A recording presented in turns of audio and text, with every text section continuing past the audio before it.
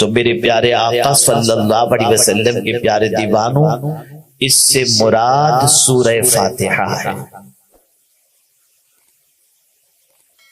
ہر رکعت کے اندر یہ آیت، یہ سورت پڑھی جاتی ہے، اور بار بار یہ سورت پڑھی جاتی ہے۔ اس سورہ مبارکہ کے حوالے سے رسول اعظم صلی اللہ تعالی علیہ وسلم ارشاد فرماتے ہیں، یہ ام القرآن ہے، یعنی سارے قرآن کا علم اللہ نے اس سورہ کے اندر جمع فرما دیا ہے۔ اور میرے پیارے آقا صلی اللہ علیہ وسلم کے پیارے دیوانوں، اس میں 7 آیتیں ہیں۔ جو شخص سورہ فاتحہ کی 7 آیتوں کی تلاوت کرتا ہے، اللہ تعالیٰ جہنم کے 7 دروازے اس پر بند کر دیتا ہے۔ علامہ اسماعیل حقی رحمت اللہ تعالی علیہ نے سورہ فاتحہ کے بارے میں، اور علامہ جلال الدین سیوطی رحمت اللہ تعالی علیہ نے سورہ فاتحہ کے ناموں کے بارے میں فرمایا، کم و بیش اس کے 20 نام ہیں۔ یہ سورۃ الشفا بھی ہے، یہ سورۃ الفاتحہ بھی ہے، یہ سورۃ الوافیہ بھی ہے، یہ سورۃ الکافیہ بھی ہے، یہ سورۃ الرقیہ بھی ہے۔ یہ 7 مثانی ہے۔ یہی واحد وہ سورت ہے جو 2 مرتبہ نازل ہوئی، مکہ میں بھی نازل ہوئی اور مدینے میں بھی نازل ہوئی۔ میرے پیارے آقا صلی اللہ تعالی علیہ وسلم کے پیارے دیوانوں، علامہ اسماعیل حقی رحمت اللہ تعالی علیہ تفسیر روح البیان کے اندر ارشاد فرماتے ہیں، اگر کوئی شخص پاک برتن میں، پاک پانی سے، پاک برتن میں اس سورہ مبارکہ کو لکھے، اور اس کے بعد پاک پانی سے اس برتن کو دھوئے، اور اس کے بعد اس پانی کو مریض کے چہرے پر لگا دے تو اللہ اسے شفا عطا فرما دے گا۔ اور فرمایا گیا، اگر کوئی شخص چینی کے برتن میں، کانچ کے برتن میں مشک سے سورہ فاتحہ لکھے اور عرق غلاب سے اسے دھوئے، اور اس کے بعد وہ پانی کند ذہن بچے کو اگر پلا دیا جائے 7 دن تک، تو اس کی یادداشت اتنی اسٹرانگ ہو جائے گی، جو ایک بار پڑھے گا اسے یاد ہو جائے گا۔ میرے پیارے آقا صلی اللہ تعالی علیہ وسلم کے پیارے دیوانوں، آپ اندازہ لگائیں، یہ سورہ فاتحہ اللہ نے عطا فرمائی، رسول اعظم صلی اللہ علیہ وسلم کے ذریعے عطا فرمائی، آقا کریم صلی اللہ علیہ وسلم کے صدقے میں عطا فرمائی۔ میرے پیارے آقا صلی اللہ تعالی علیہ وسلم کے پیارے دیوانوں، سلسلے چشتیہ کے اندر اور تقریباً مشائخ کے یہاں بیماروں کے علاج کے لیے سورہ فاتحہ کو بہت عظیم کہا گیا ہے، اور اس کے ذریعے علاج کے مختلف طریقے بتائے گئے ہیں۔ آئیے میں سورہ فاتحہ کی فضیلت کے حوالے سے کچھ عرض کرنے کی بجائے میں آج اس کی پہلی آیت کے بارے میں کچھ باتیں سمجھانا چاہتا ہوں، تاکہ تعلق باللہ مضبوط ہو جائے، اللہ سے رشتہ مضبوط ہو جائے، اللہ کی محبت دل میں پیدا ہو جائے۔ اللہ عز و جل نے اپنے محبوب صلی اللہ علیہ وسلم کو یہ 7 آیتوں والی سورت، یہ دہرائی جانے والی آیتوں والی سورت جو اللہ نے عطا فرمائی ہے، اس کی پہلی آیت پر دیکھیں، غور کریں۔ اللہ عز و جل نے فرمایا، الحمدللہ رب العالمین، یہ سورہ فاتحہ کی پہلی آیت ہے۔ اللہ اکبر، تمام خوبیوں کا مالک کون ہے؟ تمام تعریف کا مالک کون ہے؟ اللہ عز و جل، جو سارے جہاں کا مالک ہے۔ تمام تعریفیں اس اللہ کے لیے، اس رب کے لیے جو سارے جہاں کا مالک ہے۔ میرے پیارے آقا صلی اللہ تعالی علیہ وسلم کے پیارے دیوانوں، آقا کریم صلی اللہ علیہ وسلم ارشاد فرماتے ہیں، افضل الذکر لا الہ الا اللہ وافضل الدعاء الحمدللہ۔ آقا کریم صلی اللہ علیہ وسلم فرماتے ہیں، سب سے افضل ذکر لا الہ الا اللہ ہے، اور سب سے افضل دعا الحمدللہ. اب اگر کوئی شخص کھانے کے بعد الحمدللہ پڑھتا ہے, پانی پینے کے بعد الحمدللہ پڑھتا ہے, نئے لباس سے بہتر کرنے کے بعد الحمدللہ پڑھتا ہے, صبح اٹھنے کے بعد الحمدللہ پڑھتا ہے, تو حضور صلی اللہ علیہ وسلم فرماتے ہیں اللہ عز و جل کو نعمت دے کر جتنی خوشی نہیں ہوتی اتنی بندے کا الحمدللہ کہنے پر میرا مولا خوش ہو جاتا ہے. میرے مولا کے نزدیک بندے کا الحمدللہ کہنا یہ بہت محبوب ہے, بہت پسندیدہ ہے. اب حمد اور شکر ان دونوں چیزوں کو تھوڑی سی سمجھنے کی کوشش کریں. حمد کہتے ہیں کسی کی ذاتی خوبیوں کی بنیاد پر اس کی تعریف کی جائے, اسے کہتے ہیں حمد. اور کسی کے احسانات کے بدلے میں اس کی تعریف کی جائے اسے کہتے ہیں شکر. ذاتی خوبیوں کی بنیاد پر تو میرے رب کی جو ذات ہے اس میں جتنی بھی خوبیاں ہیں وہ کسی کی دی ہوئی نہیں, میرے مولا کے پاس ساری خوبیاں خود اپنی ہی ہیں اور وہ ذات وحدہ لا شریک ہے. اب میرے پیارے آقا صلی اللہ تعالی علیہ وسلم کے پیارے دیوانوں سمجھنے کی کوشش کریں. الحمدللہ بظاہر یہ ایک چھوٹا سا جملہ نظر آتا ہے, لیکن اس کی معنویت کو سمجھنا ہے, اس کے مقام اور مرتبے کو سمجھنا ہے. تو آئیے حضرت آدم علیہ الصلوۃ والتسلیم کی طرف ہم چلتے ہیں. اللہ اکبر. حضرت آدم علیہ الصلوۃ والسلام کے جسد خاکی میں جب روح پھونکی گئی اور اس کے بعد آپ کو چھینک آئی تو آپ نے اپنی زبان سے کہا الحمدللہ. میرے مولا کو یہ کہنا اتنا پسند آیا کہ سورہ فاتحہ کی ابتدا اسی حضرت آدم علیہ السلام کے جملے سے فرما دی اور الحمدللہ. اب بندہ جب کوئی الحمدللہ کہتا ہے, الحمدللہ رب العالمین کہتا ہے, تو میرے مولا کی رحمت کو جوش آتا ہے اور اس تعریف کرنے والے بندے کو اللہ تعالی مزید نعمتوں سے مالا مال فرما دیتا ہے.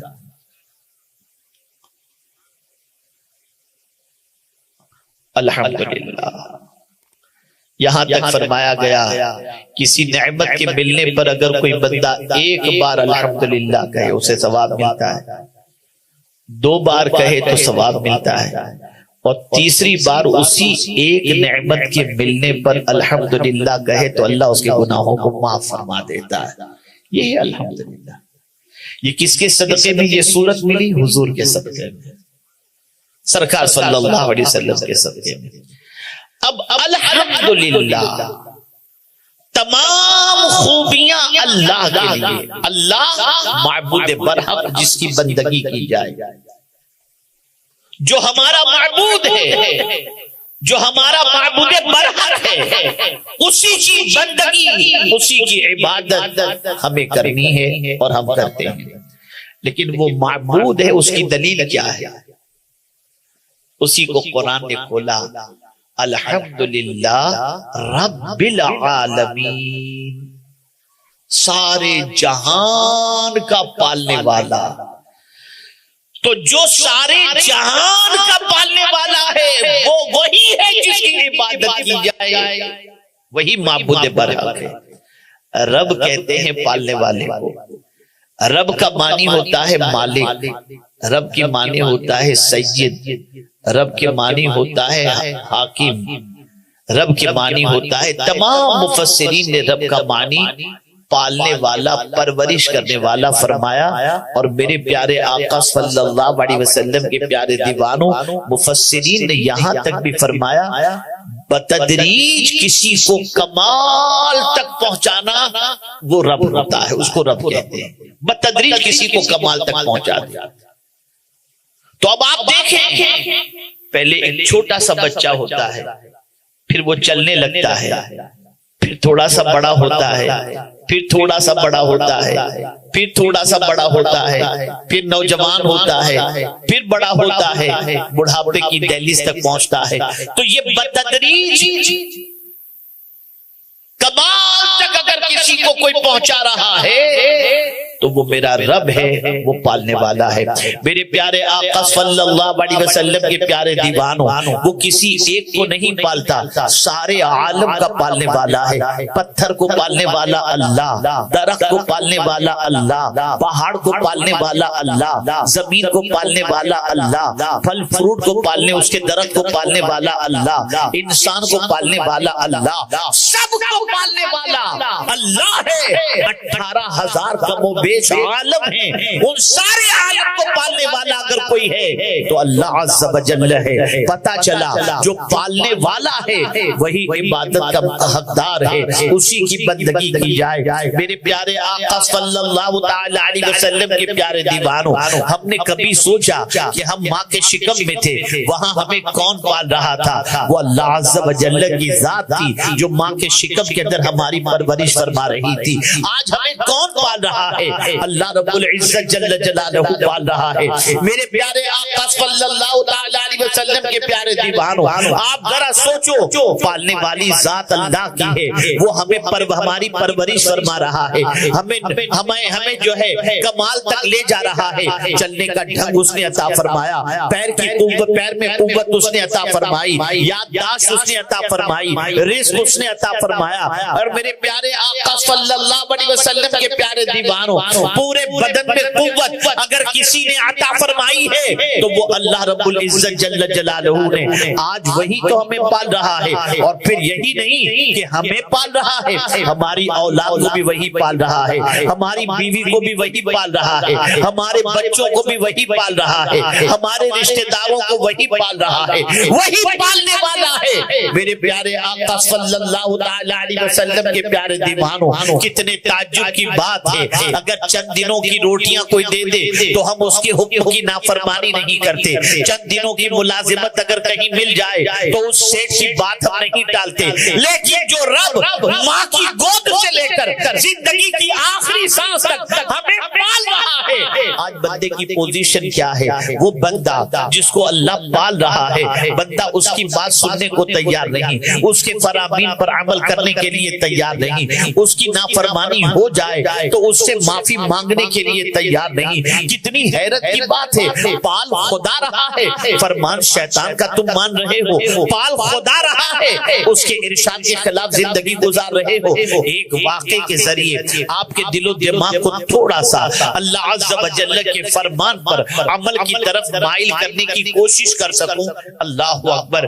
اس واقعے کے ذریعے اگر آپ کا دل و دماغ پرفیکٹ ہو جائے اور سوچ درست ہو جائے تو میں یقین کے ساتھ کہہ سکتا ہوں کہ انشاءاللہ آج کے بعد یہاں سے اٹھیں گے تو جیسے ہی کہیں سے اللہ کا حکم آپ کے کانوں سے ٹکرائے گا آپ اس پر عمل کرنے کی کوشش کریں گے۔ دیکھیے نا، مولانا روم رحمت اللہ تعالی علیہ فرماتے ہیں کہ سلطان محمود ان کا غلام تھا ایاز، کوئی خاص پڑھا لکھا نہیں تھا وہ، لیکن محمود انہیں بہت چاہتے تھے اور ایاز اپنے مالک کی بڑی وفاداری کا مظاہرہ کرتے۔ لیکن معاشرین جو تھے، دربار کے جو لوگ تھے، ان کے دلوں میں ایاز کے سلسلے میں تھوڑا سا حسد تھا کہ آخر سلطان محمود جو ہے وہ ایاز کو اتنا کیوں چاہتے ہیں۔ ایک مرتبہ توجہ چاہوں گا، سلطان محمود نے ایک قیمتی ہیرا سامنے رکھا اور اپنے جتنے خدام تھے ان سے فرمایا اس ہیرے کو توڑو۔ ایک ایک کر کے آتے گئے اور سب نے معذرت چاہی اور سب نے کہا کہ حضور یہ اتنا قیمتی ہیرا ہم کیسے توڑ سکتے ہیں۔ سب آتے گئے، معذرت چاہ کر کے چلے جاتے رہے، لیکن جب ایاز کی باری آئی تو ایاز نے ہتھوڑا لیا اور ہیرے کو توڑ دیا۔ قیمتی ہیرا ٹوٹ گیا، چکنا چور ہو گیا۔ تو جو لوگ ایاز کے سلسلے میں دل میں حسد رکھتے تھے ان کے دل میں خیال پیدا ہوا اب تو ایاز بادشاہ کی نظر سے گر جائے گا، اور اس نے اپنی جہالت کا پورا ثبوت دے دیا ہیرے کو توڑ کر کہ یہ کتنا بڑا بے وقوف ہے، اب بادشاہ اپنے دربار سے نکال دے گا۔ جب سلطان نے دیکھا کہ ایاز نے قیمتی ہیرے کو توڑ دیا ہے تو بلایا ایاز کو، ایاز سب نے تو معذرت چالی، تم نے ہیرا کیوں توڑا؟ توجہ چاہوں گا، مولانا روم نے بڑی پیاری بات فرمائی۔ ایاز نے کہا حضور ایک طرف ہیرے کا ٹوٹنا تھا اور ایک طرف آپ کے حکم کا ٹوٹنا تھا، میرے دل میں خیال پیدا ہوا میں کسے توڑوں، ہیرے کو توڑوں یا آپ کے حکم کو توڑوں؟ تو میری محبت نے مجھے کہا کہ نہیں، ہیرا ٹوٹ جائے تو کوئی بات نہیں، مالک کا حکم نہیں ٹوٹنا چاہیے۔ تو میں نے اس وجہ سے ہیرے کو توڑ دیا۔ اسی وقت سارے جتنے حاسدین تھے ان کی آنکھیں کھلی کی کھلی رہ گئی، اور بادشاہ نے انعام و اکرام سے نوازا۔ مولانا روم رحمت اللہ تعالی علیہ فرماتے ہیں آپ ذرا سوچو، چند دنوں کی زندگی کی خدمت اور اس کا صلہ دینے والے سلطان محمود کے ایک حکم کو ایاز توڑنے کے لیے تیار نہیں، اور جو مولا تمہیں پال رہا ہے تم اس کے کتنے حکم توڑ رہے ہو؟ آپ ذرا سوچو، نماز ہی کو لے لیجئے، ایک بار اللہ قرآن میں کہہ دے اقیم الصلاۃ کافی، لیکن میرے کریم نے 300 مقامات پر کم و بیش نماز کا حکم دیا۔ صبح ہوتے ہی نماز کا حکم ٹوٹ رہا ہے، اللہ کی نافرمانی ہو رہی ہے، پالنے والے کی فکر ختم، رب العزت جل جلالہ کے احکام کی پرواہ کرنے کی کوئی فکر نہیں، کوئی پرواہ نہیں کی جا رہی۔ صبح و شام اللہ کا حکم توڑا جا رہا ہے، صبح و شام اللہ کی نافرمانی کی جا رہی ہے۔ یہ خیال دل سے نکل گیا کہ ہم اللہ کا حکم اگر توڑیں گے تو اللہ کتنا ناراض ہوگا۔ مجھے بتاؤ، ماں باپ بھی پالتے ہیں، ماں باپ کو ناراض کرنے والے کے حوالے سے رسول اعظم صلی اللہ علیہ وسلم نے فرمایا باپ کی خوشی میں اللہ کی خوشی ہے، اور ماں جنت کے ماں کے قدموں کے نیچے اللہ نے جنت رکھ دی ہے۔ میں آپ سے پوچھنا چاہتا ہوں، ماں باپ کے ساتھ اچھے سلوک کا حکم، ماں باپ کا احترام کرنے کا حکم، ماں باپ کی نافرمانی سے بچنے کا حکم، اور ماں باپ کے احسان اور ماں باپ سے حسن سلوک کا حکم، اور ماں باپ کی خوشی کے اندر اللہ کی خوشی کے حوالے سے ارشادات موجود۔